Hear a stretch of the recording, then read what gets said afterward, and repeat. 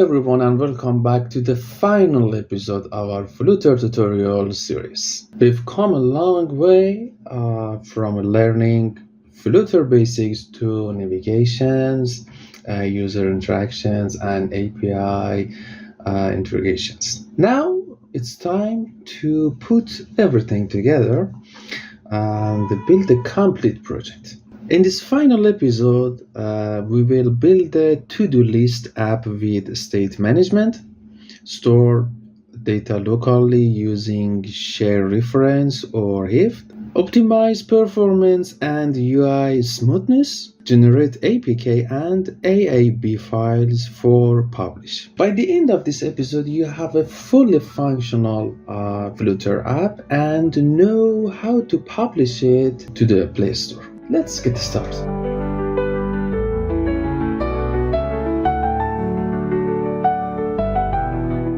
To make this project practical, we build a simple to-do list app where user can add tasks, mark tasks as completed, delete tasks, and store data persistently. We'll use state management to handle updates efficiently. Step 1, create a task model. As I created in a lib folder, I make a model folder. Then inside the model folder, I make a task.dart file. The question is, why use a model? It's actually two simple reasons. It's keep data structured and scalable, helps when saving and loading tasks from storage. Step 2, implement the main screen as a task list UI.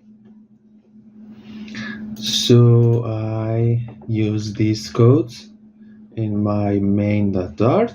So the key features in these codes are shared performances to store task locally, use it to load the task from local storage, save tasks from local storage, and checkbox allow toggling completed status. As you can see in checkbox, it's right here. Text field adds new tasks, and list view dot will display the task dynamically. Learn Flutter. As you can see, I add my first task to my to-do list app. If I click on checkbox, it should complete it, and if I want to delete it, I need to just hit the delete button, and now is deleted. A well-optimized app provides smooth performance and low battery consumptions.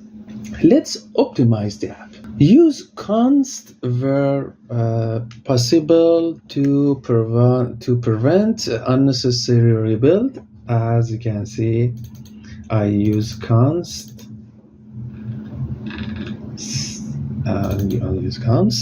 Use set state efficiently, avoid unnecessary UI rebuild.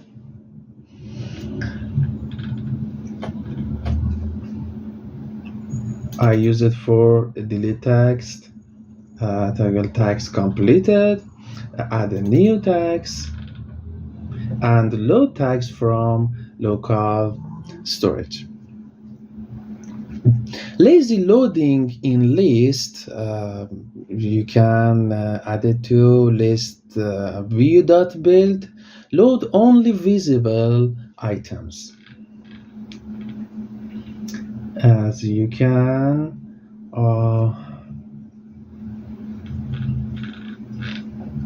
actually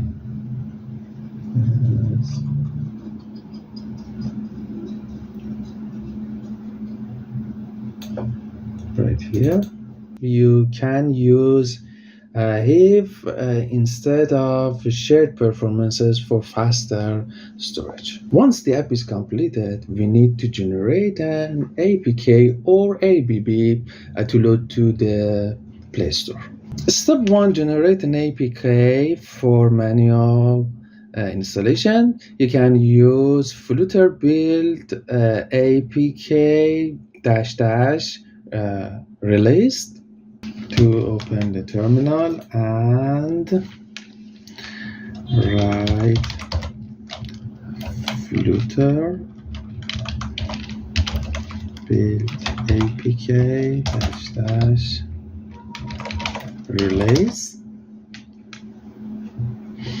This command generates an APK for distributions. If you want to release app in App Store, you should generate an ABB for App Store loaded. To do so, you need to write this command, Flutter build app bundle. This command generates an ABB file required for Play Store loads. Step 3 is sign the APK needed for Play Store. Flutter build APK result split per ABI. This command creates sign APKs for different architectures like ARM, x86 or else. So let me build an APK. If I hit enter, actually I need to stop the outro and wait for Flutter to generate an APK file.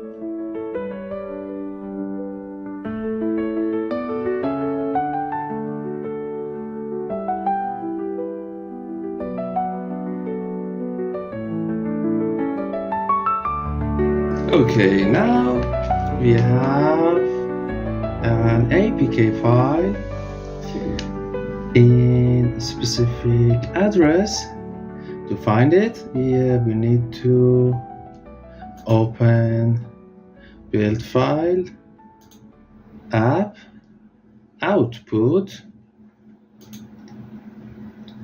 Flutter APK, and this is an app release.apk. So say we want to build an ABB for publish it in Play Store. We just use this command, Flutter build app bundle